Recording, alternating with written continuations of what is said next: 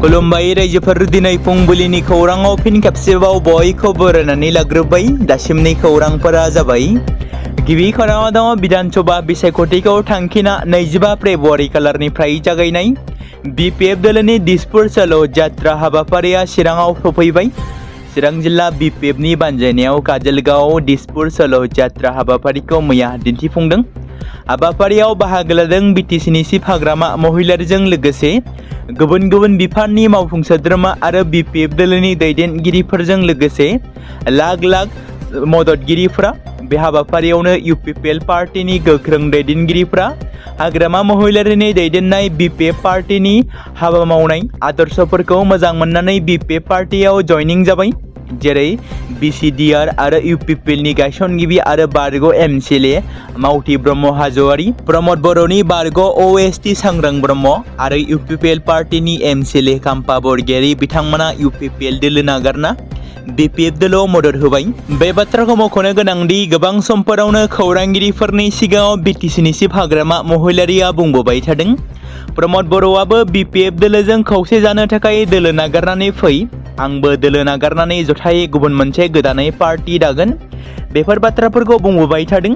हाग्रामा महिलारिनि फंसे बाथ्रायानो बिटिसिआव राजखान्थियारि गुदुं बारहुंखा लाबोनो हादों। बेफोर बाथ्राखौ बुंदों एबा बे बाथ्राखौ बुंदों बिटिसिनि बारग' डिपुटि चिफ खाम्फा बरगयारिया। मख'जाथावदि 14 नं चिरां दुवार बियाबाव थांनाय बिटिसि एसेम्ब्लियाव इउपिपिएल पार्टीनि कैंडिडेट हिसाबै बिथाङा गेलेनानै इउपिपिएलनि एमसिएलए जानो हादोंमोन आरो बिथाङा इउपिपिएल पार्टीनिफ्राय रिजाइनेशन होनायनि उनाव फिन हाग्रामा महिलारिनि दैदेननाय बिपिएफ दोलोआव मैया जगदान होफिनबाय। नाथाय साननो गोनां बाथ्राया बेसो, बिथाङा हरखाबै मानो बेबादि दोलो एंगारखो?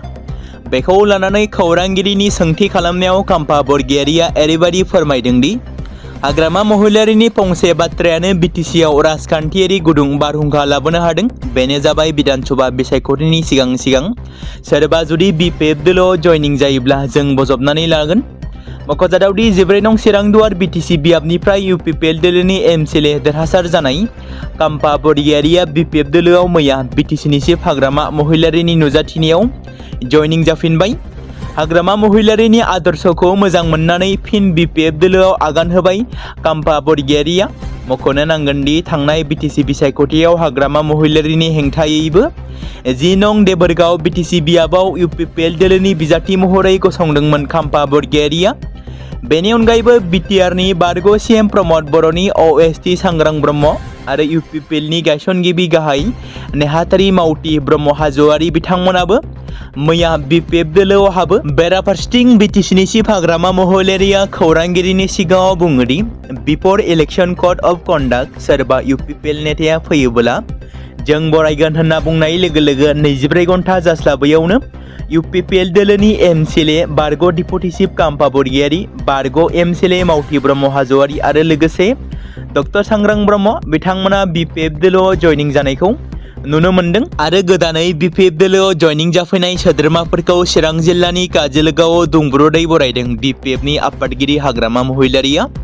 बेराफारसेथिं बिपिएफ दोलोआव जयनिं जानायनि उनाव बेफ्रुसार बिबुंसार होदों खौरांगिरिनि सिगाङाव डक्टर सांग्रां ब्रह्मआ, जेराव बिथाङा ओरैबायदि बुंदोंदि थांनाय 5 बोसोराव प्रमद बर'नि सरकारा बड'लेण्ड मार्टियार्स सिमिटारियाव मान होआखै आरो 10 फेब्रुवारि बिटिसि एकर्ड सानखौ फालियाखै। इउपिपिएलनि एमपि एमएलएफोरा गावसोरखौनो राजाफोर बायदि सानो, पाब्लिकजों थाया। बेफोर बाथ्राखौ बुंदों सांग्रां ब्रह्म बिथाङा। आरोबाव बिथाङा बुंबावदों इउपिपिएल पार्टीया सरासनस्रा सुबुंफोरनि नङा, हाई प्रफाइल दैदेनगिरिफोरनिसो होनना सांग्रां ब्रह्म बिथाङा बुंदों। मोनसे दुखुनांथाव खौरां, आमेरिका, इजराइल आरो इराननि दावहायाव भारतारि सुबुंनि जिउ खहा। 2 मार्च 2026 खालि एबा मैया गल्फ अफ ओमानाव मोनसे थाव टेंकारखौ बेफ्रुग्रा ड्रनजों गाग्लोबनायनि उनाव सासे भारतारिया गावनि जिउखौ खोमाना लानांबाय। सोनाब एसियायाव बांबोनाय दाङाबाजिनि गेजेराव बेयो गिबि खौरां मोननाय भारतारि सुबुंनि जिउ खहा जादों। सानसे सिगाङावबो हरमुज स्ट्रेटनि साखाथियाव गुबुन मोनसे टेंकारखौ नोजोर होनाय जादोंमोन आरो इयावबो गाग्लोबनायाव गासै 4 भारतारि क्रू मेम्बारफोरा जोखोम जादोंमोन। मोनसेनि उनाव मोनसे बेबायदि जानाय जाथायफोरा बे ओनसोलाव लैथोआरि दावबायारिफोर आरो फालांगियारि जाहाजफोरनि थांलाय फैलाय लामाफोरनि रैखाथिनि सायावबो गिखांनाय थासारि फैदों। बोलि जानांनाय नखरनि थाखाय आरो लैथोआव थानाय साफ्रोमबो सुबुंफोरनि थाखाय आरज गाबनो गासै भारतारि सुबुंफोरखौ खावलायहरदों, जेराव गोबांथार भारतारि सुबुंफोराबो दङ होनना मिथि मोनदों। थारैनो आमेरिका जुथाइ हादोर एबा इउएसआ इजराइलनि जानानै इराननि सायाव गाग्लोबबाय थानाया गोरोन्थि जाबाय नामा? थारैनो मोनसे समाव जुदि थामथि मुलुग दावहा जामारोब्ला मा जागोन? समबारखालि एबा मैया आमेरिका आरो इजराइलआ इराननि सायाव गाग्लोबनायनि थामथि सान। आमेरिका आरो इजराइलनि गाग्लोबनाया सोलिबाय थानायनि उनावबो फारसेथिं कामेनीनि थैनायनि उनावबो इराना मिसाइल गाग्लोबनायखौ बन्द खालामाखै।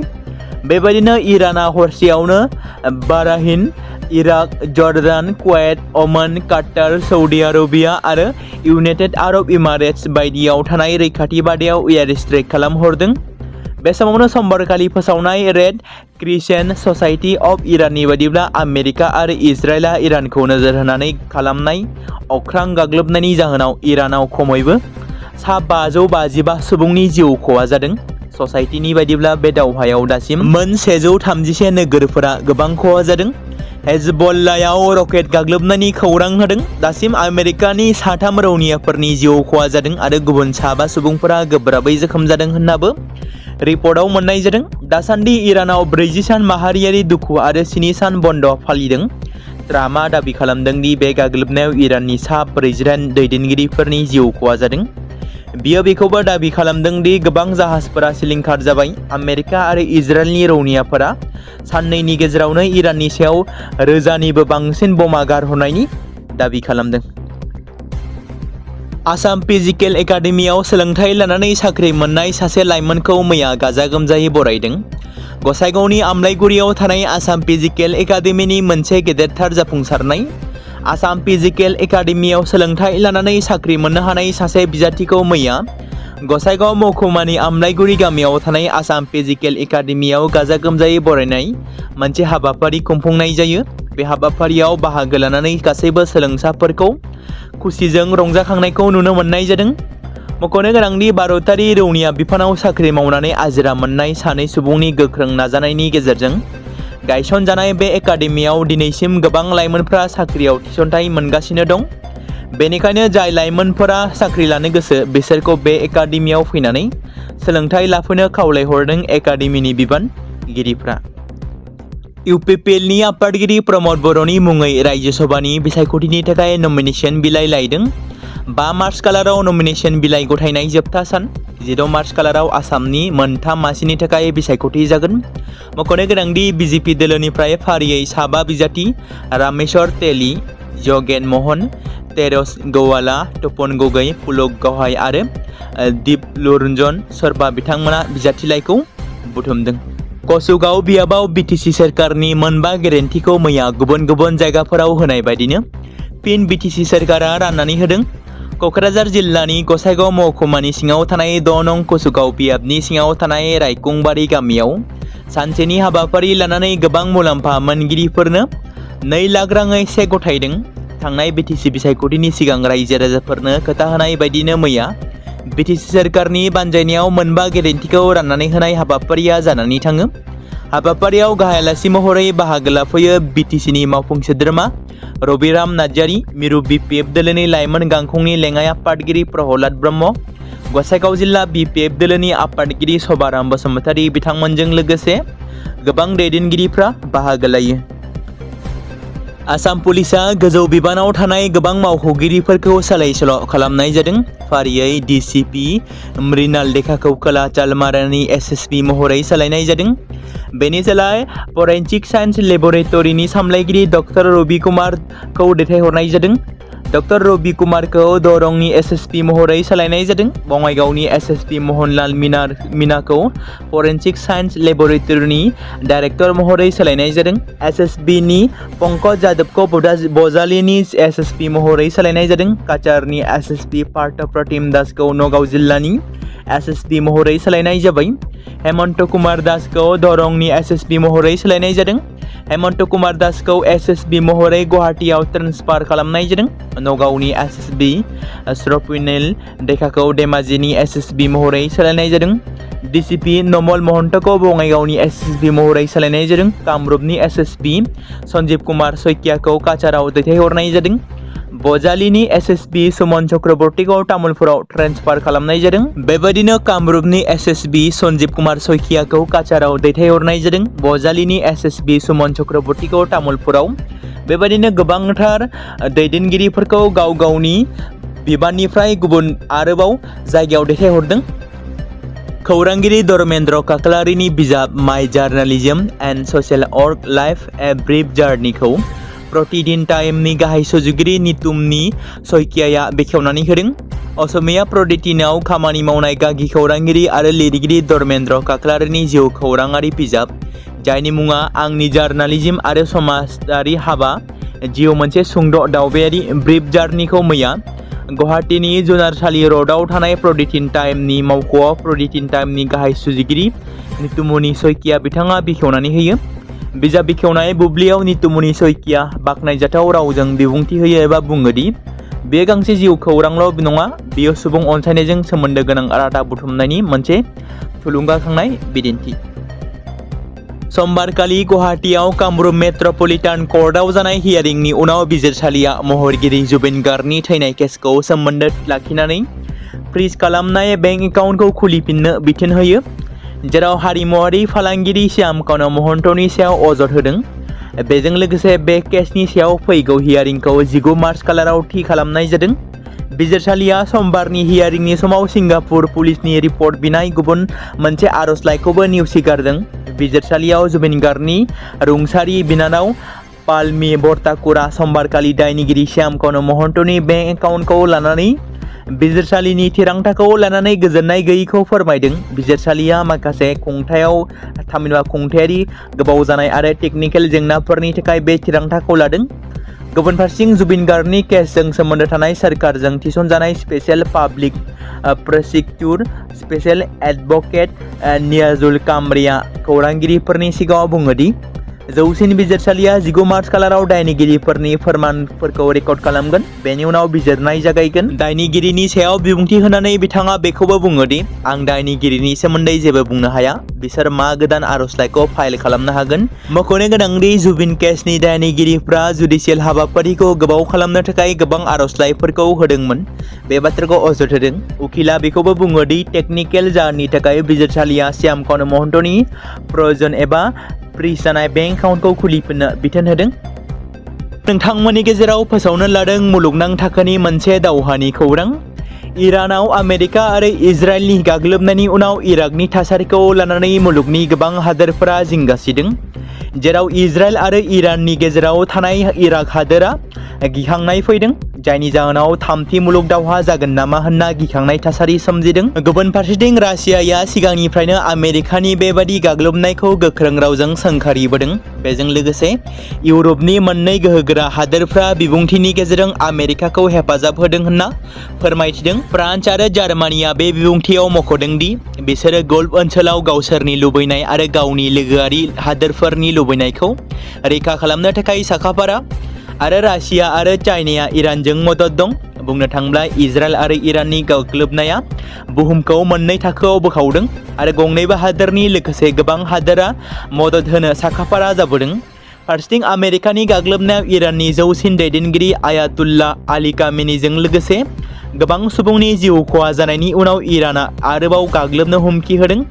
दा गेजेर सानजायाव थामथि मुलुग दावहा बादि आबहावा सोलिगासिनो दं। आमेरिकाजों लोगोसे फ्रान्स आरो जार्मानिया जथाय बिबुंथिनि गेजेरजों इरानखौ हुमखि होनायनि उनाव फैबाय थानाय समफोराव इरानखौ हेफाजाब होग्रा हादोरफ्रा लानाय थांखिया नोजोर होथावना जागोन।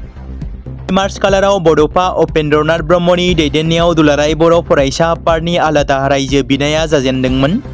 बड'फानि सानस्रि, सानथौ आरो आदर्शखौ फोथांनानै लाखिनायानो साफ्रोमबो बर' सुबुंफोरनि बिबान। बे बाथ्राखौ बुंदों खोरोमदा हुवारि बिथाङा। दुलाराय बर' फरायसा आफादनि गाहाय मावख' बड'फा हाउस बागानसालि क'क्राझाराव दिनै बड'फा दाबि सानखौ मेहेरगोनाङै फालिनाय जादों। हाबाफारि बायदियै फुंनि गोथार आर'जखौ जागायनायनि उनाव आफादनि गोथार फिरफिलाखौ बिरहोयो। दुलाराय बर' फरायसा आफादनि एबा एबसुनि मानाव गेदेर लोगो आफादगिरि खोरोमदाव औवारि बिथाङा बर'फोरनि आलादा रायजो बड'लेण्ड सोमावसारनायखौ क'क्राझारनि KDSA फोथाराव बड'फा उपेन्द्रनाथ ब्रह्म बिथांनि दैदेननायावनो मैखोमै जागायजेनदोंमोन। बेनि सायाव गुवारै गेबेङै बेफ्रुसारनाय एबा बुंफुरनानै होनायजों लोगोसे इयुननि मावनो गोनां हाबाफारिफोरखौबो फोरमायथियो। बड'फानि मुसुखायाव बिबार बावजेनग्रोयो दुलाराय बर' फरायसा आफादनि गाहाय नेहाथारि कनेन्द्र बसुमतारी बिथाङा मुंख्लं खाम्फायाव बिबार बावजेनग्रोयो।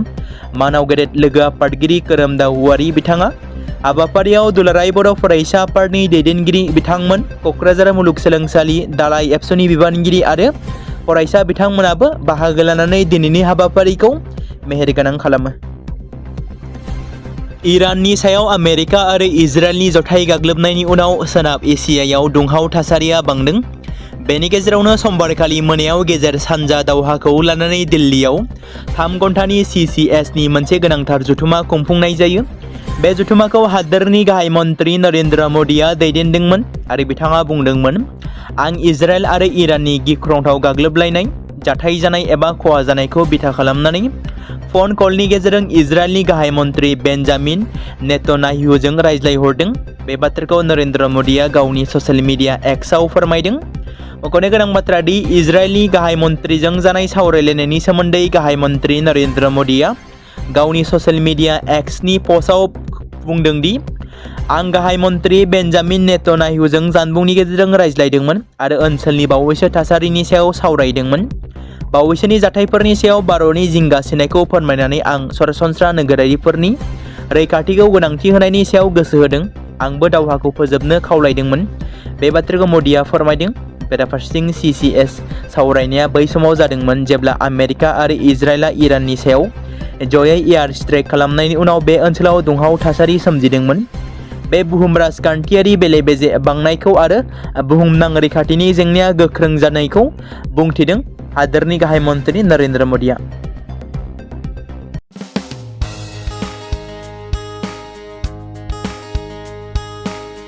बे समाव मोनसे गोजोनथाव खौरां, BTC हालामनि रायजो राजाफोरनि थाखाय मोनसे गोनां फोसावथाय। क'क्राझार जिल्लानि सिङाव थानाय बड'लेण्ड एकाडेमि सिनियर सेकेन्डारि स्कुला लानानै फैदों गोजोनथाव खौरां। बड'लेण्ड एकाडेमि सिनियर सेकेन्डारि स्कुला 2026 आरो 2027 सोलोंथाइ बोसोरनि थाखाय लानानै फैदों नार्सारिनिफ्राय लानानै थाखो 9 सिम फरायसा आरो फरायसुलिफोरनि गुन गोनां सोलोंथाइनि थाखाय खम बेसेनावनो गोदानै मुं थिसननायनि खाबुखौ होगासिनो दं। मख'जाथावदि क'क्राझार जिल्लानि हल्टुगाव आउटपस्टआव थानाय क'क्राझार तिनिआलिनि बड'लेण्ड एकाडेमि सिनियर सेकेन्डारि स्कुला गुन गोनां सोलोंथाइ होनायजों लोगोसे थाखो 9 नि थाखाय इलेक्टिभ साबजेक्ट महरै मेथामेटिक्स, जिअ'ग्राफि, हिन्दी, हिस्टरि बायदि आयदाखौ लानो हागोन। मोजां सोलोंथाइ लानायनि अनगायैबो बड'लेण्ड एकाडेमि सिनियर सेकेन्डारि स्कुलाव उफ्रा सोलोंथाइ हिसाबै environment field study, English speaking course बायदिखौ लाफानानै सोलोंथाइ लानो हागोन।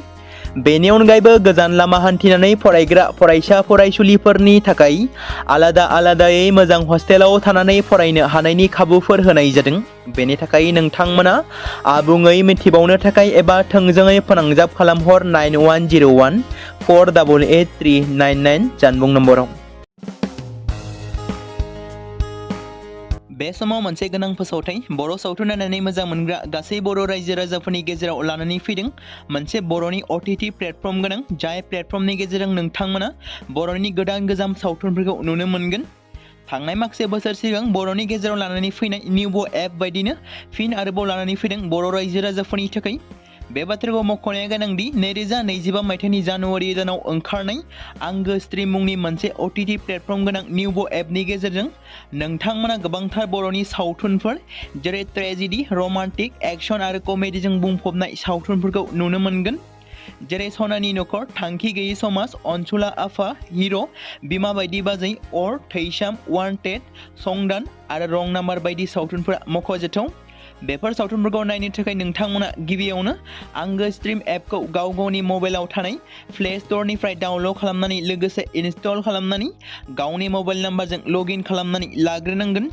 बेनि उनाव नोंथांमोना गोबांथार नुनो मोनै सावथुनफोरखौ गुगोल पे, फन पे आरो पेटिएमजों रं नाम्बार सावथुनखौ नायनो थाखाय 60 रां आरो संदान सावथुनखौ नायनो थाखाय 80 रां, वान्टेड सावथुनखौ नायनो थाखाय 60 रां, थैसाम सावथुनखौ नायनो थाखाय 60 रां बेबादिनो गोबांथार नुनो मोनै सावथुनफोरखौ नायनो थाखाय सुबिदा खालामनानै होदों आंगो स्ट्रिम प्लेटफर्मा। फिन नोंथांमोननि गेजेराव फोरमायबावनो लादों बर' सावथुन नायनानै मोजां मोनग्रा गासै बर' रायजो राजाफोरनि गेजेराव लानानै फैदों मोनसे बर'नि OTT प्लेटफर्म गोनां, जाय प्लेटफर्मनि गेजेरजों नोंथांमोना बर'नि नुनो मोनै सावथुनफोर जेराव गोदान गोजाम सावथुनफोरखौ नुनो मोनगोन। बे बाथ्राखौ मख'नाया गोनांदि 2025 मायथाइनि जानुवारि दानाव दिहुनजानाय आंगो स्ट्रिम मुंनि मोनसे OTT प्लेटफर्म गोनां एपनि गेजेरजों नोंथांमोना गोबांथार बर'नि ट्रेजेडि, रमान्टिक, एक्शन आरो कमेडिजों बुंफबनाय सावथुनफोरखौ नुनो मोनगोन। जेरै रं नाम्बार, संदान, वान्टेड, थैसाम, अर, बिमा बायदि बाजै, हिर', अनसुला आफा, थांखि गैयि समाज, सनानि नखर बायदि बायदि सावथुनफ्रा मख'जाथाव। बेफोर सावथुनफोरखौ नायनो थाखाय नोंथांमोना गिबियावनो आंगो स्ट्रिम एपखौ गावनि मबाइलाव थाखानाय प्ले स्ट'रनिफ्राय इनस्टल खालामनानै गावनि मबाइल नाम्बारजों लगइन खालामखांनायनि उनाव नोंथांमोना गोबांथार नुनो मोनै सावथुनफोरखौ गुगोल पे, फन पे आरो पेटिएमजों रं नाम्बार सावथुनखौ नायनो थाखाय 60 रां, संदान सावथुनखौ नायनो थाखाय 80 रां, वान्टेड सावथुनखौ नायनो थाखाय 60 रां, थैसाम सावथुनखौ नायनो थाखाय 60 रां बेफोरबायदिनो अर सावथुनखौ नायनो थाखाय 60 रां पे खालामनांगोन। बेबायदिनो गोबांथार नुनो मोनै बर' सावथुनफोरखौ नायनो थाखाय सुबिदा खालामनानै होदों आंगो स्ट्रिम प्लेटफर्मा।